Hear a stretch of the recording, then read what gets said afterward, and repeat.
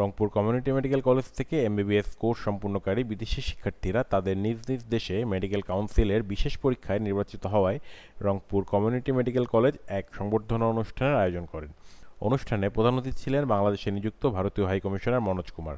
বিশেষ অতিথি হিসেবে ছিলেন রংপুর গ্রুপের চেয়ারম্যান নীলু আহসান এবং অনুষ্ঠানে সভাপতিত্ব করেন রংপুর গ্রুপের deputy managing director Ashraful Alam আলামিন।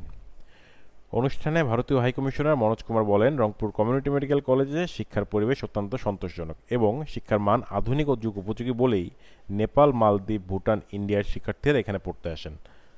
অনুষ্ঠানে বিশেষ অতিথি বলেন, পড়াশোনার পাশাপাশি আমরা তাদের আবাসন এবং নিরাপত্তার বিষয়টি গুরুত্ব সহকারে পর্যবেক্ষণ করি। এই বিশেষ আয়োজনে ভারতীয় সহকারী হাইকমিশনার মনোজ কুমার শিক্ষার্থীদের মাঝে ক্রেজ তুলে দেন। পরবর্তীতে এক মনোজ্ঞ সাংস্কৃতিক অনুষ্ঠানের আয়োজন করা হয়। অনুষ্ঠানে রংপুর কমিউনিটি মেডিকেল কলেজে পড়তে আসা বিদেশি শিক্ষার্থীরা অংশগ্রহণ করেন। Mahbur Rahman, RCTV news, Rangpur.